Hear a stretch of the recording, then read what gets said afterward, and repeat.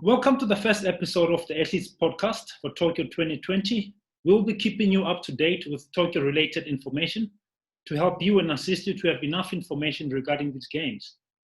My name is Kotso Mokoena, Chairperson of the Athletes Commission within SASCOC, and we are joined here today by one of the Athletes Commission member, a superstar from the national hockey team, heading to the Olympic Games, Mrs. Phumelele Mbande. Welcome, Pume.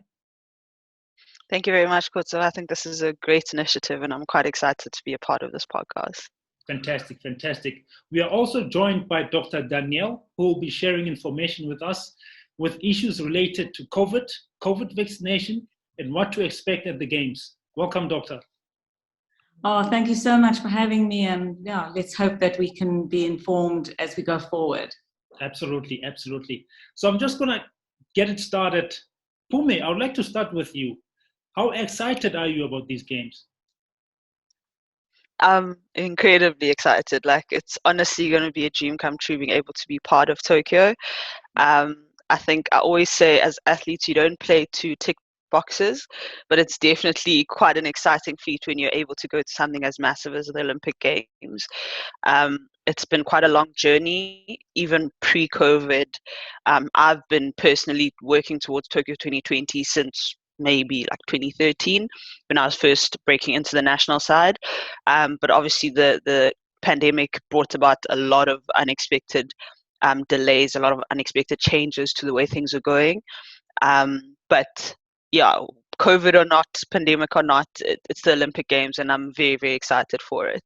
Yeah, absolutely. And the fact that, athletes were preparing through the hard times, especially 2020, where the stadiums were on shutdown and athletes couldn't get to the field. But I just want to move away from that a little bit. Next week we have the kit launch for the Olympic Games. That's happening in Durban on Thursday. Durban on Thursday, yeah. What are your expectations with regarding to the kit? So kit is always a tricky topic because obviously Team South Africa as a whole is catered for. There've been some interesting kits in the past, but I'm excited about the fact that Maxed is our sponsor. They are, we've seen their apparel in Mr. Price shops, so I have very high expectations for it, and I am pretty excited. I think it's going to be great. Yeah, we are very excited about it. We really want to see what's going to be unveiled and what the athletes will be wearing down there. And athletes are always looking for style, so we'll see. We'll see. We want to look great. If you look good, you feel good. Yeah, great. And then let's touch a little bit about the vaccine. Are you worried about the strict quarantine measurements being put into place for the games? And have you had your vaccine yet?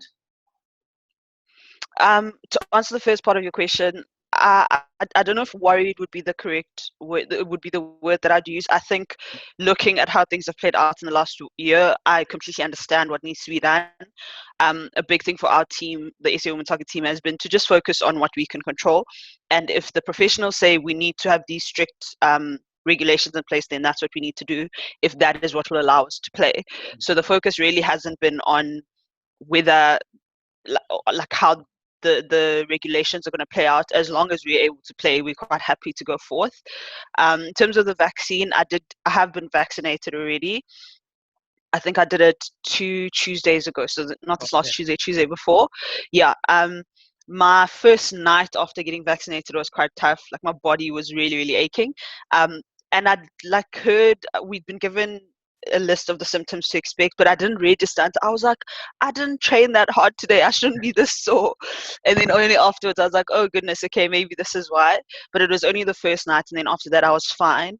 My teammates, however, some of them have had varying reactions. So I got vaccinated on a Tuesday. The Friday we had a camp, and we actually called off our camp that weekend because a couple of people were struggling with nausea, feeling dizzy, that type of thing. So just we consulted our team doctor, Dr. Shang, who's been really great for us for the last year. And he just said, listen, just take the extra precaution if you need to. It's gonna pass. It's one of the side effects. So just get on with it. And that's exactly what we've done, and we're all now good to go. Great. So that brings me to you, Dr. Danielle. What's the difference between the different vaccines? What are the side effects? I mean, Pumi has explained that her body was aching. What are the other side effects, and what can athletes do to prevent? Look, I think that the vaccine that the athletes have been given is the J&J vaccine, and that definitely does seem to have quite a high incidence of side effects. They're not particularly serious side effects. They're not going to affect you long term, but you are going to feel perhaps some chills, perhaps fevers, muscle pain. You're just not going to feel fatigue. There was, I think, nausea is also one of the side effects. So, my feeling is when people have the vaccine, I like to say have an ice pack on your arm before and after. I think that really helps with the sore arm, because that can be quite awful. Yeah. And then to take some paracetamol or an anti-inflammatory, perhaps before you have the vaccine, and then again afterwards. And that seems to help considerably. The side effects are short-lived. Usually it's around 12 to 36 hours. And then it usually goes away. If it goes on beyond that, then that's something that the people that are organizing the vaccine at this stage should know about. So it usually goes away, and people can carry on training. It won't affect people long term. They should be absolutely fine after that, apart from perhaps a slightly sore arm. Different vaccines. I mean, at the moment, we here in South Africa we have the J&J vaccine that's still in a sort of trial form, and they hopefully that's going to be ended soon, and they can start using that on the general public. And then we have the Pfizer vaccine, and there are many others that are being formulated in the world. And it's really an incredible thing that the world has managed to put this together so quickly with all the top brains out there. I think it's phenomenal. And really, I think if we look back at a vaccine, sort of the history of how did a vaccine come about, it's quite interesting that what they noticed many years ago is that some people, when they got an infection or they got sick, they never got it again. So that was interesting. And then they also noticed that milkmaids who used to milk cows didn't get smallpox, and they found that cows had a similar illness called cowpox, and that the milkmaids weren't getting the cowpox or the smallpox, and it was because they were actually protected by the cowpox. So they actually took the cowpox virus, scraped it, and made a vaccine that became the smallpox vaccine that then eradicated smallpox in the world. Wow. So that's sort of the history of how they came about thinking, hang on, what can we do? So when they made vaccines, they try to fool the body. A vaccine is really a way of fooling the body into thinking that they've got the infection. And so they think they're getting the infection, but in fact they're not. And they then make an antibody against it and build the immunity and hopefully stop you from getting the illness. Yeah. Whoa, it's quite actually interesting how the body works, and these different type of vaccines firmly. It's really interesting, and a really nice way to look at it is think of a warship. So a warship's going off to war and it wants to kill people. I mean, that's its function, is it's going to go and shoot and kill. If you take that warship, you take out all the guns, you take out the massive engine, and you make it now a productive vessel, a vessel that's going to go and help people. It's going to save people. You put in kitchens, you put lovely food markets in there, or food machines. That's what the vaccine actually is, if you think of it like that. Yeah, wow, that's very interesting. And also, the other question I have for you is that, can taking the vaccine cause a positive test result? I mean, that's something... No. Remember that when you get the vaccine, you're not getting the coronavirus itself. What they've actually done is they've taken another virus. So in this case, what they call an adenovirus, causes some GIT problems. They take that virus in the laboratory and they strip it of all its bad stuff. And then they put pieces of the genetic makeup of the coronavirus, just pieces that they've made in the laboratory, into that virus. They then inject that. That goes into the cells and it starts the whole immune reaction. So you can't get corona from that. If you have a positive test after corona, after you've had the vaccine, it's really because you got corona. You have got corona. Either you got it just before you had the vaccine, or perhaps in those few weeks after the vaccine when you're actually not immune yet. Because the immunity takes about probably 2 to 3 weeks at least to start building into something that's now protective for you. Okay, that's actually quite interesting information. Phumi, I just want to come back to you. What are your thoughts around the vaccine as an athlete? And do you think it's necessary, and do you think it will alter your performance? Because I know some athletes might have the jab maybe 2 weeks before the competition. You never know, depending which country they are. So we as the women's hockey team did have this discussion with Dr. Shang around whether our performance would be affected or not. And I think the big thing around the whole pandemic as a whole actually is that we as athletes sort of have to trust the professionals in the field. I don't think we're all informed enough to be able to say yes it will or yes it won't. So if the research has been done and the professionals are saying, professionals, regulators, they're saying it's safe to use, then we sort of trusting that process. Personally, I haven't felt that the getting vaccinated has affected me. I've been able to train fine. Like I said, it was just that first day where I was extremely sore. Took the rest of, they recommend 72 hours of hard rest. So I took that time and I was perfectly fine after that. Whether that will change in a year's time, I can't say, I don't know. But I'm very much for trusting the process and doing my part. Again, we've seen what the pandemic can do to the world at large. So if we want to have something as big as the Olympic Games that brings in people from different parts of the world into one space, we're sharing.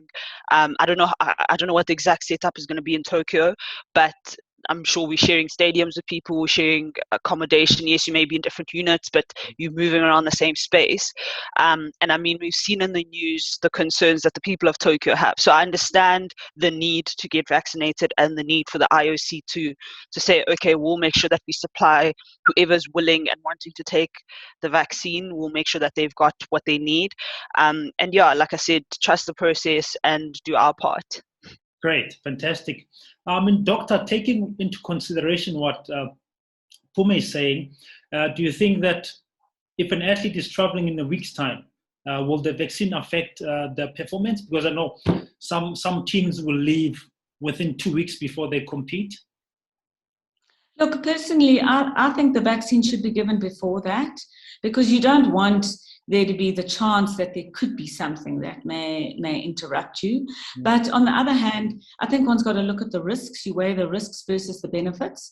And maybe at that stage, they are going to be traveling, maybe they're tapering a little bit, and it might be the perfect time. So I think you've got to weigh up each situation and decide whether or not it would be possible. We know that the side effects don't last long, and then you should be able to train. So I think if you were left to that, I probably would go with that story of having it quite close.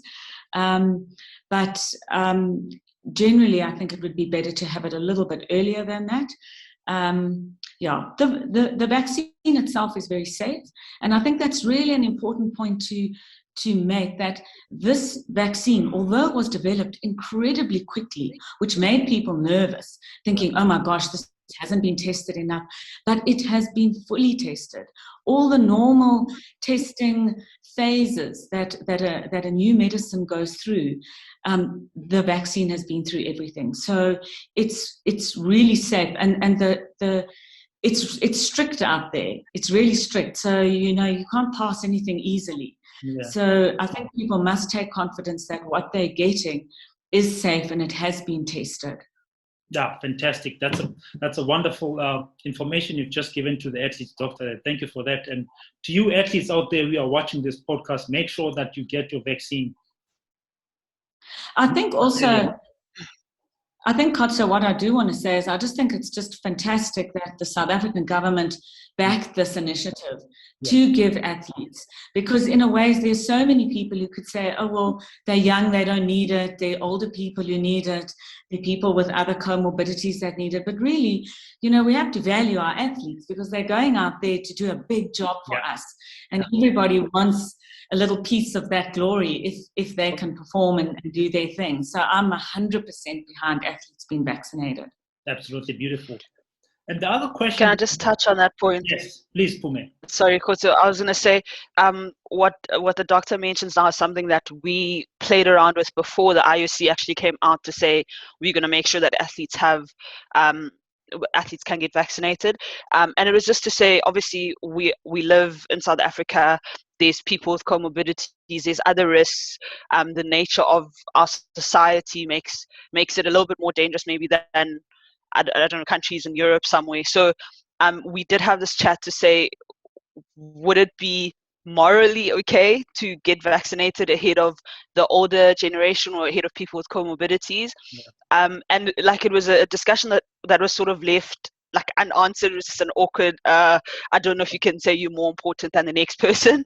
And I think what gave us comfort in going forth is that the IOC said, okay, we aren't going to take away from the South African government's vaccines that they provide. We will make sure that as the IOC, we cover the costs for everyone's vaccination. So that also gives us athletes a little bit more comfort to know that we aren't taking something away from the South African population.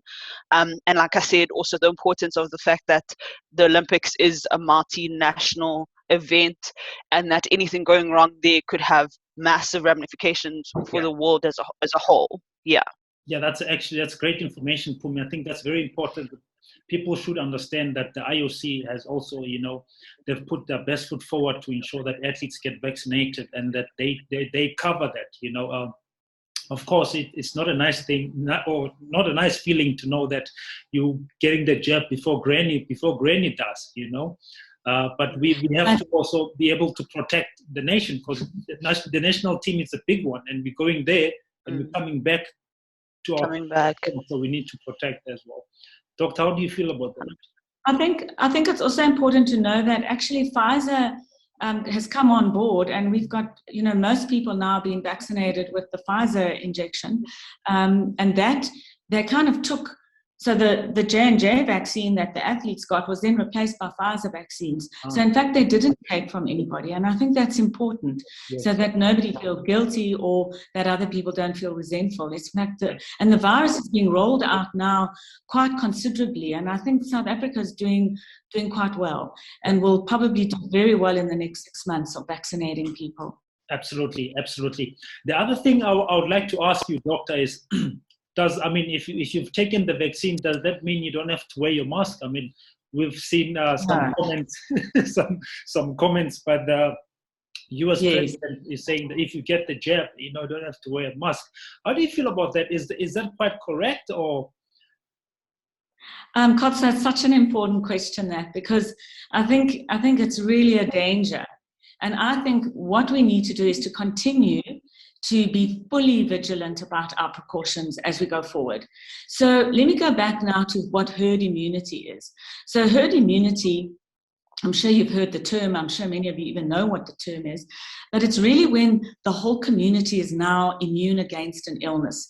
And when we say the whole community, we really mean probably around 60%. If you get 60% of the population, either they've had the illness and they're now immune, or they've had the vaccine and they're immune, then the virus is starting to have nowhere to go, and it starts to kind of die out by itself. So we haven't really got to that point at all. I mean, for the world to be, for the community of the world to be, we're going to need 4 billion people to be vaccinated to start feeling, okay, now we are in a safe position. Okay. Until that point, you can still transmit the virus. In other words, even though you may have been vaccinated or you may have had COVID, if you're exposed to the virus, it can actually sit in your upper respiratory tract for a little while before it dies out, okay? And you can then transmit that virus. Yeah. So although you might be protected by either having had the COVID or having the vaccine, you can still give it to other people, until you know that it's actually not really in the community any longer. So from that point of view, you must wear your masks, you must be washing your hands, your hand sanitizer, keep your distance, and they're going to be extremely strict in here.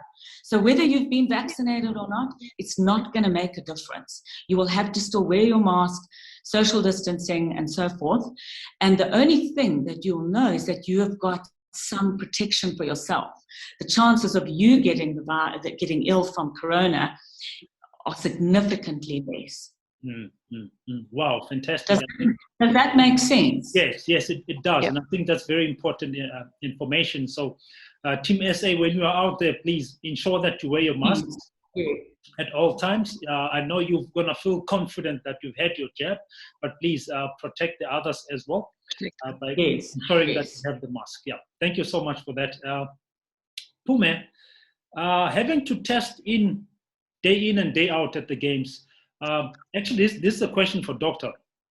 Do you think that the athletes will be forced to test again at the games frequently, or will just the port of entry will be enough?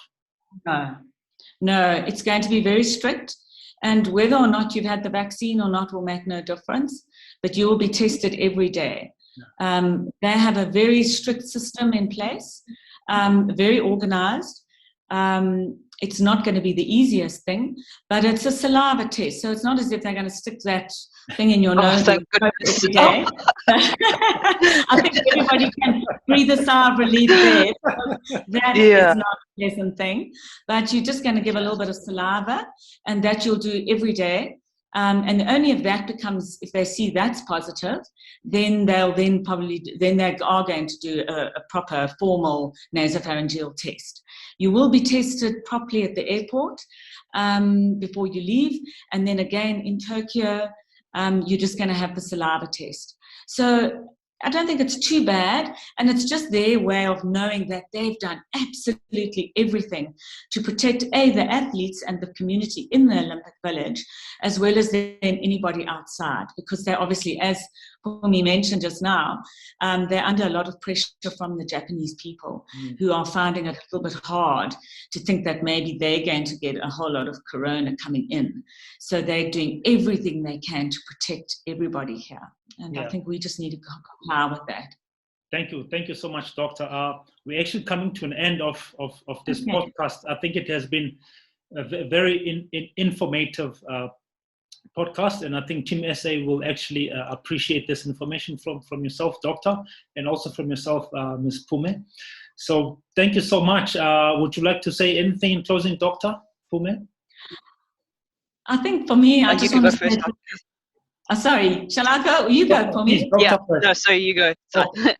Okay. I just want to say I think it's so exciting. I'm so happy people have had the vaccine. I think it just gives us a little bit of security going in there. Although we'll be doing all the right things there and doing everything they ask of the team. But I think it's very exciting. And I think we must just go ahead with heart now, thinking about actually racing and performing and doing the best that we can there. Doctor, thank you so much. I think this has been really great. I think the athletes will actually eat this recording up into pieces, because they need it. They needed to hear this kind of positive information and what they can expect and all the tips that they need going into the games. So we really appreciate it. Thank you so much, Doctor. No, it's a pleasure. Thank you. Yeah. Thank you. Thank you so much. We've come to the end of our podcast. Please stay tuned for the next one.